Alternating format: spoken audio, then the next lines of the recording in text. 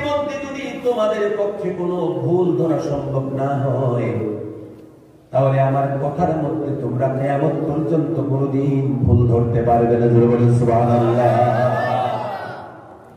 আমার সৃষ্টির মধ্যে যদি তোমরা ভুল ধরতে না পারো, আমার কথার মধ্যেও তোমরা ভুল ধরতে পারবে না।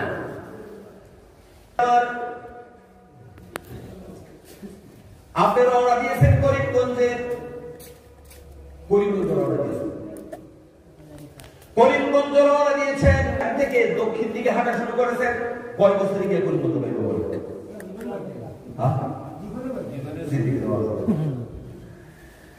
ভাইয়ের আমার, সন্ধ্যার আগে আপনাকে করিমগঞ্জ পৌঁছতে হবে। সকালবেলা সফর শুরু করেছেন, আপনি বিরোধিনী বাজার হয়ে দোয়ারিয়া থেকে আপনি দক্ষিণ দিকে হাঁটা শুরু করেছেন। কয় বছর পরে আপনি বলেন জিন্দেগি কোনোদিন পাওয়া যাবে না। এখান থেকে 4 ঘন্টা হাঁটলে করিমগঞ্জ শহর পাওয়া যাবে। আপনি 5 ঘন্টা হাঁটার পরে দেখলেন আসরের সময় হয়ে গেছে, মাগরিবের সময় ঘন ঘন হয়ে, মাগরিবের সময় ঘনীভূত হয়ে গেছে। তখন যদি দেখেন করিমগঞ্জ তো পাই নাই, ওই সেই পাহাড়ের মধ্যে গিয়ে উঠেছি। এখন বলেন, যদি আসরের সময় আপনি সেই পাহাড়ের মধ্যে টের পান যে আমি আসলে দিক ভুল করে আমি করিমগঞ্জ না এসে তার উল্টা দিকে 20 মাইল জায়গা চলে এসেছি, সেখান থেকে আপনি বেলা ডুবার আগে করিমগঞ্জ শহরের মধ্যে আর পৌঁছতে পারবেন কিনা বলেন? পৌঁছা সম্ভব হবে কিনা? সম্ভব হবে না। আল্লাহ রাব্বুল আলামিন এই দুনিয়াতে যত প্রাণী জগৎ সৃষ্টি করেছেন, তার মধ্যে একটা জাতির নাম মানুষ, আরেকটা জাতির নাম হচ্ছে জিন। এই 2টা জাতি ছাড়া সমস্ত প্রাণী জগতের জন্য আল্লাহ রাব্বুল আলামিন জন্মসূত্রে তাকে প্রাকৃতিক শিক্ষা দান করেছেন। জোরে বলেন সুবহানাল্লাহ।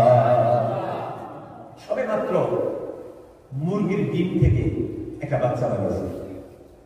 কি বলেন আপনারা? সাও বলেন, মুরগির সাও। একে মুরগির ছানা বেরিয়েছে। বাড়িতে বিশাল বড় সাইজের মহিষ আছে, বড় বড় সাইজের গরু আছে, ভেড়া আছে, ছাগল আছে। মুরগির এই ছোট্ট বাচ্চাকে যে এত বড় মহিষকে ভয় পায় না, ঠিক না? কিন্তু ঘরের কোনার মধ্যে ছোট্ট একটা মুরগি বসে আছে, মেকুর, বিড়াল। বিড়ালকে দেখে মুরগির বাচ্চা মার্ক করেছে, জীবনের প্রথম দেখেছে বিড়ালকে, দেখেছে যে উনি যে মুরগি বসে আছেন এই ছোট মোটো পিসাইদের মতো, উনি কিন্তু আমাকে বাইরে ছাড়বেন না, এটা আমার শত্রু। এই যে বিড়ালটা, এই মেকুর যে তার শত্রু, তাকে কোন স্কুলের মধ্যে পড়ে তাকে শিখতে হয়েছে? কথা বলেন, শিখতে হয়েছে। এত বড় বিশাল সাইজের গরুকে সবাই পায় না। বিড়ালকে দেখেই যে সে তাকে নিজেকে সেভ করে নিয়েছেন। আকাশের মধ্যে একটা ঈগল পাখি উড়ে যাচ্ছে, এই ছোট্ট একটা মুরগির বাচ্চা ঈগল পাখি দেখার সঙ্গে সঙ্গে চিনেছে এটা আসলে আমার বন্ধু নয়, আমার শত্রু। সুবিধা পেলে সঙ্গে সঙ্গে ছু মেরে নিয়ে যাবে আমাকে আকাশে, ঠিক না বলেন? তাহলে তাকে এই শিক্ষা কে দিয়েছে বলেন? কে শিক্ষা দিয়েছে? ডিমের উপাদানের মধ্যে আল্লাহ রাব্বুল আলামিন তাকে বায়ান শিক্ষা দিয়ে দিয়েছেন। দুনিয়ার কারো কাছ থেকে তার শিক্ষা গ্রহণ করতে হবে না। আপনারা বাবুই পাখি চিনেননি? কোথায় থাকে? গুয়া গাছে। গুয়া গাছের মধ্যে যে বাবুই পাখি বাসা বানায় না, নারকেল গাছে, গুয়া গাছে, আর কি গাছে? তাল গাছে। এই বাবুই পাখিতে বাসা বানায় দেখেছেন? দেখছেন? বাবুই পাখিতে বাসা বানায়, আপনি বানাইতে পারবেন না এরকম? আচ্ছা, বানানোর জন্য কোনটা খুলতে পারবেন? খুলতে পারবেন। এই বাবুই পাখি এত মেরামত, দিনরাত কেরামত ভারী। এই যে প্রচন্ড, এই দিনরাত মেরামত করে কেরামত, ভারী কেরামতের এই ঘরটা বানিয়ে দিল, আপনি বানানো তো দূরের কথা, খুলতেও পারবেন না। বলেন তো, এই বাবুই পাখি বাসা বানানোর জন্য কয়টা স্কুলে, কতদিন, কয়টা টিচারের কাছে অধ্যয়ন করেছে? কোন টিচারের কাছে পড়াশোনা করেছে? করে নাই। সে নিজে নিজেই তার জন্মসূত্রে রক্তের মধ্যে আল্লাহ পাক তার শিক্ষাই দিয়ে দিয়েছে। এত সুন্দর শিখর বানাতে পারবে।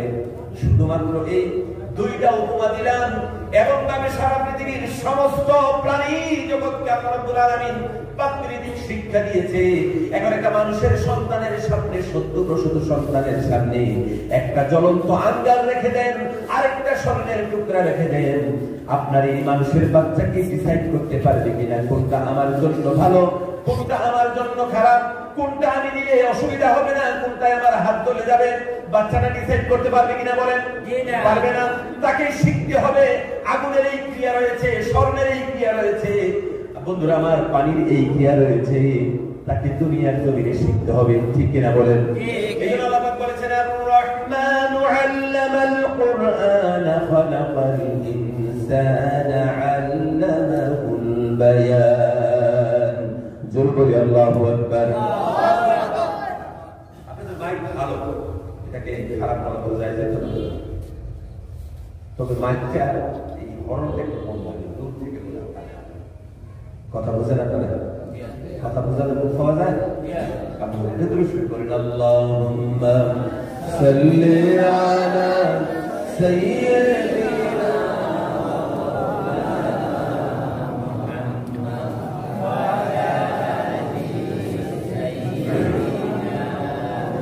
মাওলানা মুহাম্মদ লও গোটা কি প্রিয় নবী উম্মতের কাছে তোমার ধন্য হই গো চোখে মাখি ধুলি সোনার মদিনা।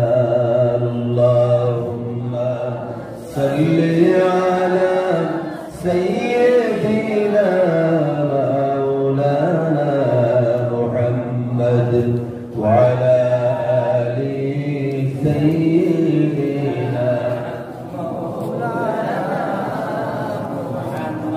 لا إله إلا الله لا إله إلا الله لا إله إلا الله لا إله إلا الله سبحان الله والحمد لله ولا إله إلا الله سبحان الله والحمد لله ولا إله إلا الله لا إله إلا الله محمد رسول الله صلى الله عليه وسلم। আল্লাহ রাব্বুল ইজ্জত ওয়াল জালাল বলেছেন খালাকাল ইনসানা আল্লামাহুল বায়ান, আমি মানুষকে সৃষ্টি করেছি এবং তাকে বায়ান শিক্ষা দিয়েছি। এই বায়ান শব্দটি প্রচুর বড় অর্থ রয়েছে, অনেক ব্রড গ্রাউন্ডে তার আলোচনা রয়েছে, কিন্তু বায়ান শব্দের বেসিক অর্থ হচ্ছে বায়ান মানে কোরআন, আরেক বায়ান শব্দের অর্থ হচ্ছে আল্লাহ রাব্বুল আলামিন তাকে প্রজ্ঞা শক্তি দান করেছেন, নিজস্ব বুদ্ধি আল্লাহ পাক তার মধ্যে দিয়েছেন। আর এই বায়ানটা আল্লাহ পাক পৃথিবীর সমস্ত সৃষ্টি জগতের সমস্ত প্রাণী জগৎকে বায়ান দিয়েছেন। তবে সেই বায়ান তাকে শিখতে হয় না, জন্মসূত্রে আল্লাহ পাক সেই উপাদান তার মধ্যে দিয়েছেন। একটা পাখির ডানা আছে, আকাশের মধ্যে উঠতে গিয়ে কারো কাছ থেকে প্র্যাকটিস নিতে হয় না। আমরা অনেকে ড্রাইভার আছি, আমরা গাড়ি চালাতে জানি না, গাড়ি চালানো শেখার পরে আমরা গাড়ি চালাতে পারি। বন্ধুরা আমার, আমরা অনেকে সাঁতার করতে পারি, কিন্তু সাঁতার করার জন্য আগে আমাদেরকে সাঁতার শিখতে হয়েছে, ঠিক না?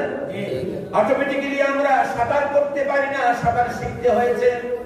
এমনি ভাবে আমরা ঘর বানাই, আমাদের ঘরটা বানানো শিখতে হয়েছে। যে প্রফেশন আমরা করে কাজ করি, এই কাজটাকে আমরা প্র্যাকটিস করতে হয়েছে, শিখতে হয়েছে। জন্মসূত্রে সেই কাজটাকে আমরা জানি না, ঠিক না বলেন? কিন্তু পৃথিবীর মানুষ ছাড়া অন্য সমস্ত প্রাণী জগৎ কারো কাছ থেকে টিচিং শিখতে হয় না।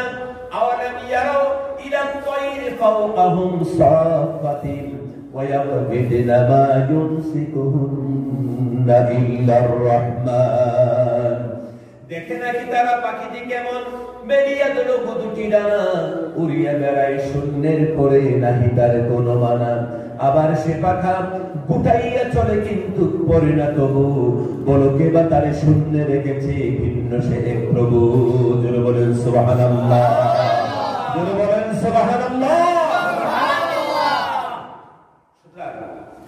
বায়ান আল্লাহ পাক সকলকে শিক্ষা দিয়েছেন মানুষের মতন গতানুগতিক ভাবে তাকে শিক্ষা শিখতে হয় না জন্মসূত্রে দিয়ে দিয়েছে কিন্তু মানুষকে আল্লাহ পাক বায়ানের আলাদা ব্যবস্থা করেছেন কেন করলেন কারণ এই সৃষ্টি জগতের মধ্যে দুইটা প্রাণী রয়েছে আল্লাহ রাব্বুল আলামিন এই দুইটা প্রাণীকে কেন্দ্র করে আকাশ বানিয়েছেন জমিন বানিয়েছেন সূর্য বানিয়েছেন চাঁদ বানিয়েছেন গ্রহ বানিয়েছেন নক্ষত্র বানিয়েছেন বিশ্বব্যাপী সিস্টেম বানিয়েছেন এবং সোলার সিস্টেম বানিয়েছেন অসংখ্য মিল্কিওয়ের মতো অসংখ্য আপনার গ্যালাক্সি বানিয়েছেন অসংখ্য মিলিয়ন ট্রিলিয়ন গ্যালাক্সি বানিয়েছেন অসংখ্য মিলিয়ন ট্রিলিয়ন আপনার এই পৃথিবীর মতন জগৎ বানিয়েছেন এই সমস্ত সৃষ্টি জগতের মধ্যে একটা মাত্র মূল আকর্ষণ হচ্ছে মানুষ আর জিন হচ্ছে এই দুইটা প্রাণী হচ্ছে সমস্ত সৃষ্টি জগতের মূল আকর্ষণ জোরে বলেন সুবহানাল্লাহ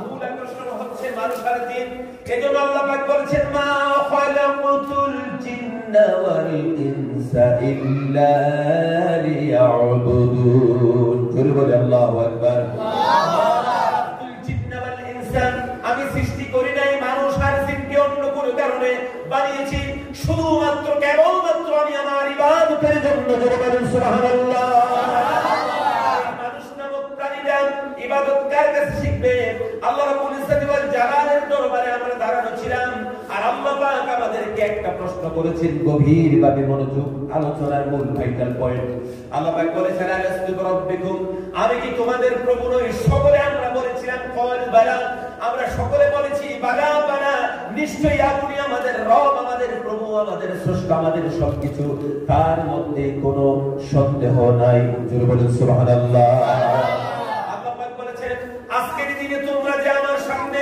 দাঁড়ায় আমাকে রব হিসেবে মেনে নিয়েছো এমন একটা জগৎ আমি তোমাদের জন্য বানিয়েছি না বানাবো এমন একটা জগৎ আমি তোমাদের জন্য সিলেকশন করেছি সেই জগতের মধ্যে আমি আল্লাহ পাক তোমাদেরকে প্রেরণ করব আর সেই জগতের মধ্যে আমি তোমাদের সামনে থাকবো না কিন্তু তোমাদেরকে আমি প্রজ্ঞা শক্তি দেব বায়ান দেব এই বায়ান দিয়ে প্রজ্ঞা শক্তি দিয়ে সেই জায়গার মধ্যে আমাকে চিনতে হবে এবং আমাকে সেখানে রব হিসাবে যদি মানো তাহলে আমি আল্লাহর দরবারে তোমরা এসে আবার এই জায়গায় দাঁড়িয়ে যাবে সুবহানাল্লাহ আল্লাহর সামনে তোমরা আবার সেখানে দাঁড়িয়ে যাবে আমরা অনেকে বেহেশত যাওয়ার চিন্তা করি আসলে আমাদের বেহেশতের সবচেয়ে বড় নিয়ামত কি জানি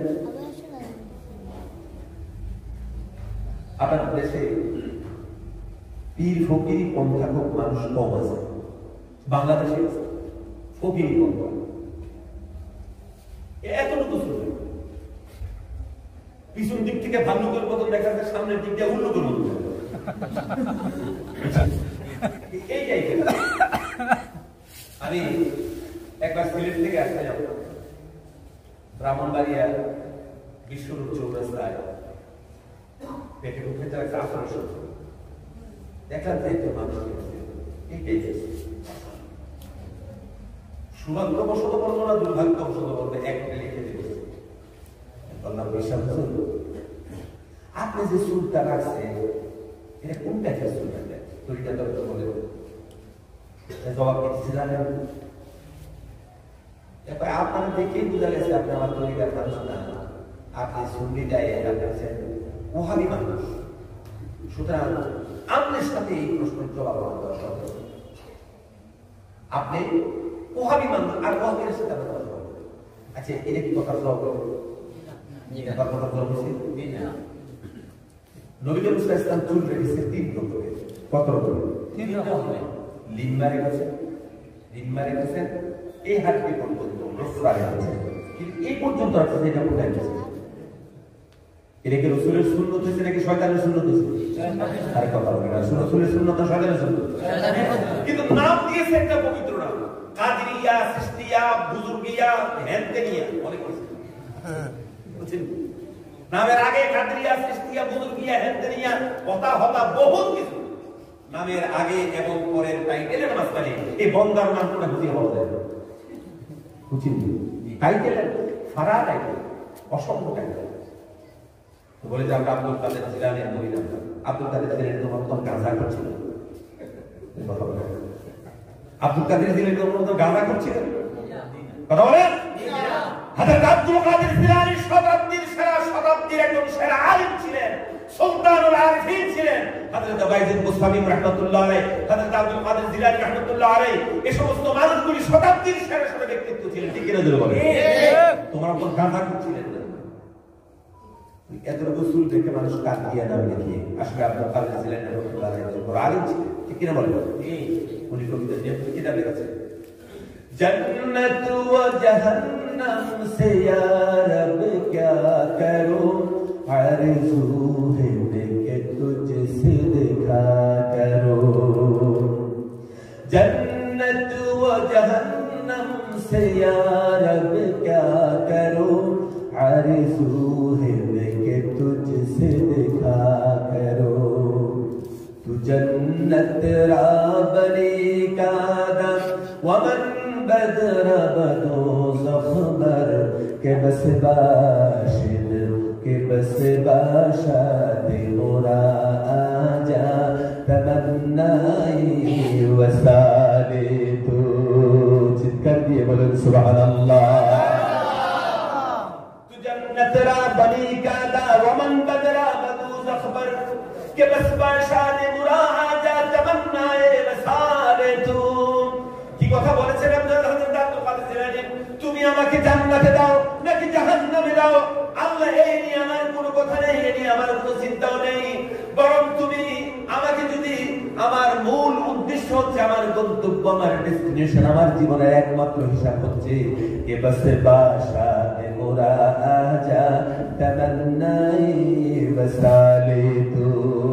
আল্লাহ তুমি আমাকে জান্নাতে দাও নাকি দুজকে দাও, যেখানে ইচ্ছে সেখানে দাও, তবে দুজকের মধ্যেও যদি দাও, যদি আমাকে মাঝে মাঝে বলো আব্দুল কাদের তুমি কেমন আছো, তুমি যদি একবার আমার সাথে কথা বলো, দেখা দাও, তাহলে এই দুজকটা আমার, আমি আব্দুল কাদেরের জন্য জান্নাত হয়ে যাবে। জোরে বলুন সুবহানাল্লাহ।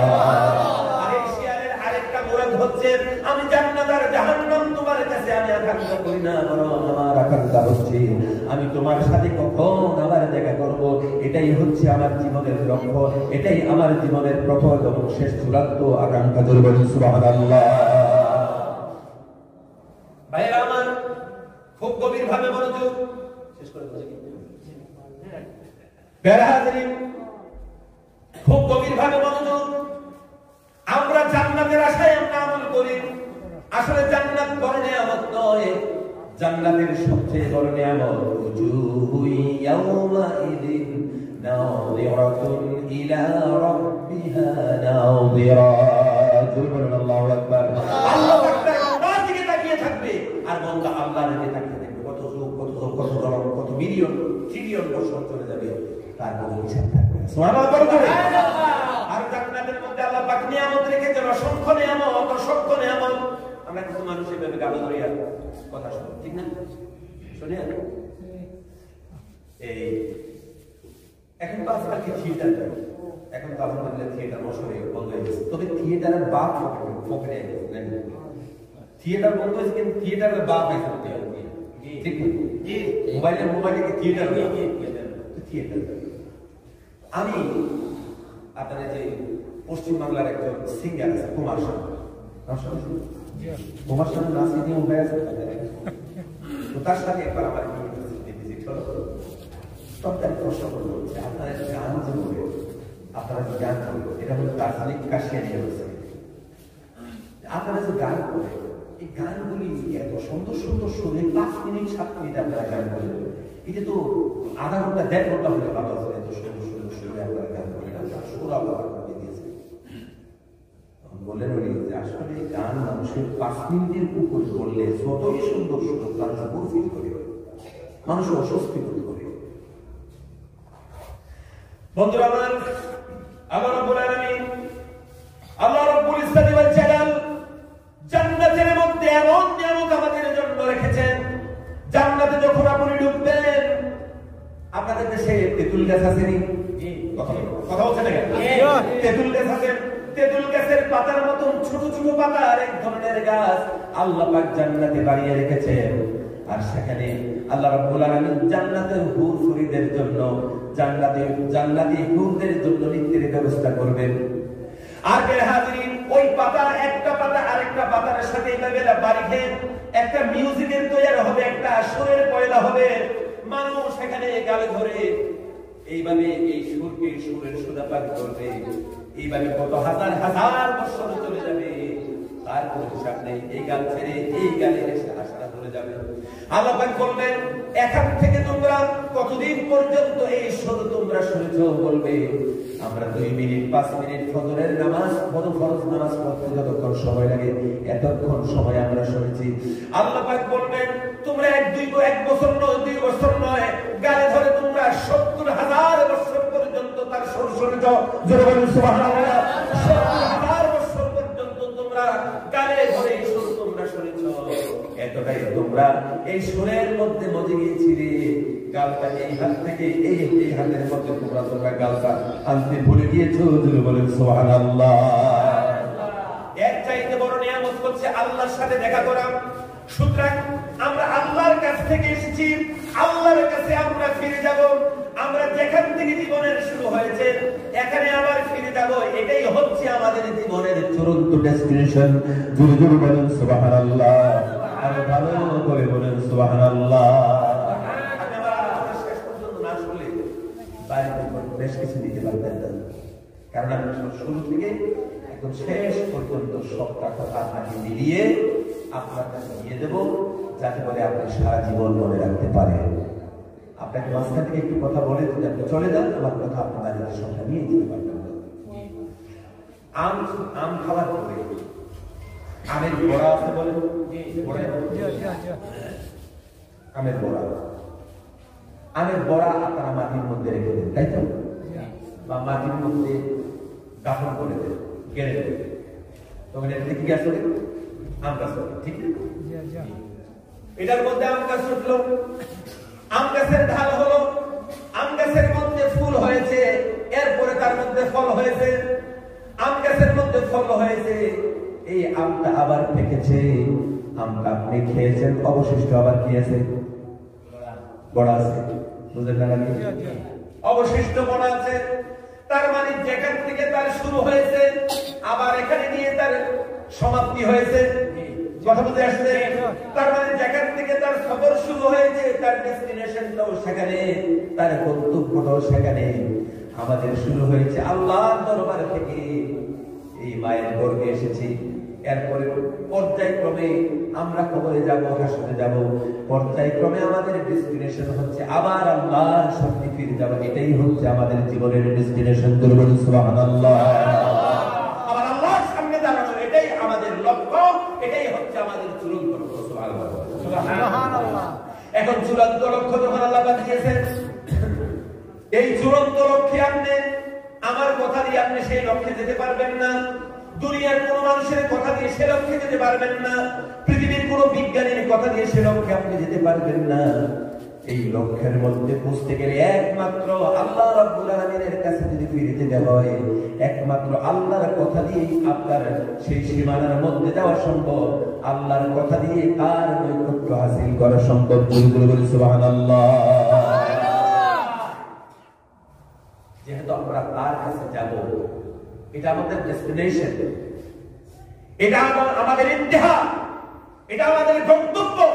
সুতরাং সেই ইন্তেহা বলেন, সেই গন্তব্য বলেন, ডেস্টিনেশন বলেন, এই ডেস্টিনেশনে যেতে বলে পৃথিবীর কোন মানুষ দিয়ে, মানুষের কথা দিয়ে আপনি আপনার সীমানায়, আপনার গন্তব্যে, ডেস্টিনেশনে, আপনার সেখানে শেষ ঠিকানায় আপনি যেতে পারবেন না। ঠিক না? ঠিক না? মুসলমান, তাহলে শুনতে হবে কার কথা? আল্লাহ। আল্লাহ। এখন ফট করে আমি একটা কথা আয়াত আপনাদের সাথে তুলে ধরলাম। এখন এটা কি আল্লাহর কথা না মানুষের কথা? কিভাবে আইডেন্টি করবে? মানুষের কথা বলতে পারে। এখন আল্লাহর কথা যে গ্যারান্টি আছে, এই গ্যারান্টি রয়েছে অসংখ্য অসংখ্য গ্যারান্টি রয়েছে, যে অসংখ্য গ্যারান্টি আপনার কাছে গ্যারান্টি দিতে দিতে রাত পেরিয়ে যাবে। আল্লাহ পাকের কথার মধ্যে গ্যারান্টি আছে, অসংখ্য গ্যারান্টি আছে, যার ফলে আজকে পৃথিবীর মধ্যে আল্লাহ পাকের কথার মধ্যে যে গ্যারান্টি রয়েছে, এই গ্যারান্টি আজকে পৃথিবীর মানুষের সামনে তুলে ধরেন যারা কোরআন গবেষণা করে। আপনি কি জানেন প্রতিদিন অসংখ্য মানুষ ইসলামের মধ্যে এখন প্রবেশ করছে?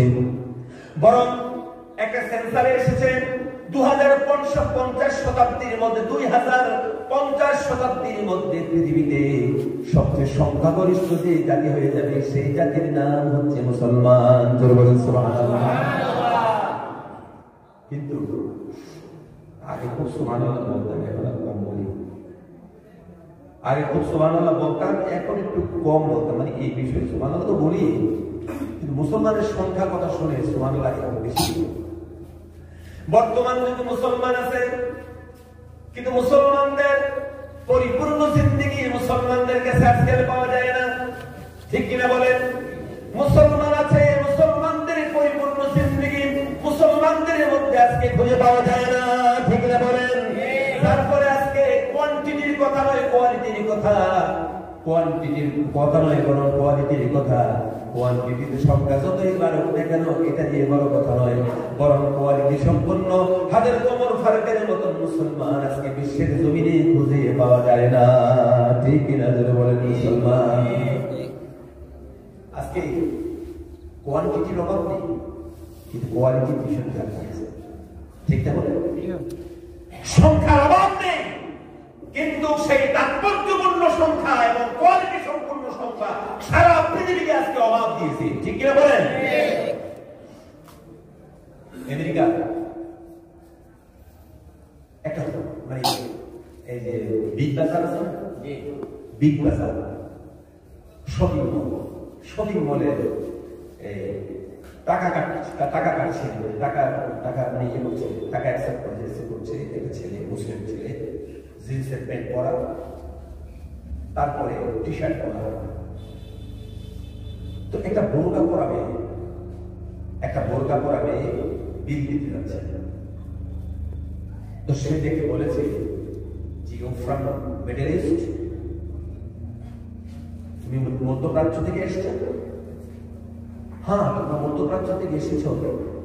আর মধ্যপ্রাচ্যের মধ্যে বোরকা পরা, ইসলামিক এই সমস্ত আচার আচরণ কায়দা কানুন মানা সহজ, বোরকা পরাও সহজ, কিন্তু আমাদের দেশে সহজ নয়। সে কি বলেছে জানেন? ওই বোরকা পরেই দেয়, মুখ থেকে নেকাবটা সরিয়ে তাকে তার চেহারাটা দেখা যায়।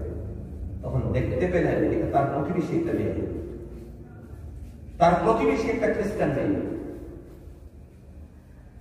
সে মেয়েটি বলেছে, কথাটা শুনে রাখুন, মেয়েটি বলেছে আমি খ্রিস্টান, গত সপ্তাহে আমি ইসলাম গ্রহণ করেছি। সুবহানাল্লাহ বলেন কি?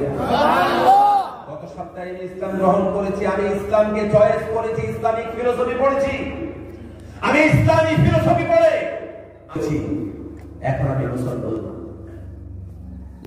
তুমি জন্মসূত্রে মুসলমান, তোমার কাছে ইসলামের দাম নেই, এই জন্য ইসলাম মানা তোমার জন্য কঠিন। ফ্রিতে যে দাম হবে, ঠিক না? যত মূল্যবান জিনিস তুমি ফ্রিতে ইসলাম পেয়েছো, এই জন্য তোমার কাছে ইসলামের দাম নাই। আর আমি ফ্রিতে ইসলাম পাই নাই, অনেক কোরবানির বিনিময়ে ইসলাম গ্রহণ করেছি, সেজন্য তোমার কাছে ইসলামিক তাহজিব তামাদ্দুনের দাম না থাকতে পারে, আমার কাছে তার দাম অনেক বেশি। অনেক বেশি অপরিসীম দাম আমার কাছে রয়েছে, কারণ এটা আমি কোরবানির বিনিময়ে পেয়েছি, তুমি ফ্রি অফ কস্টে পেয়েছো, আমি যথেষ্ট কোরবানির বিনিময়ে পেয়েছি। আজকে পৃথিবীতে মুসলমান তো অভাব, কিন্তু মুসলমান থাকার পরেও মুসলমানদের পকেটে গাঁজা খুঁজে পাওয়া যায় কিনা? কথা বলো। জি জি, মুসলমানদের পকেটে গাঁজা খুঁজে পাওয়া যায়।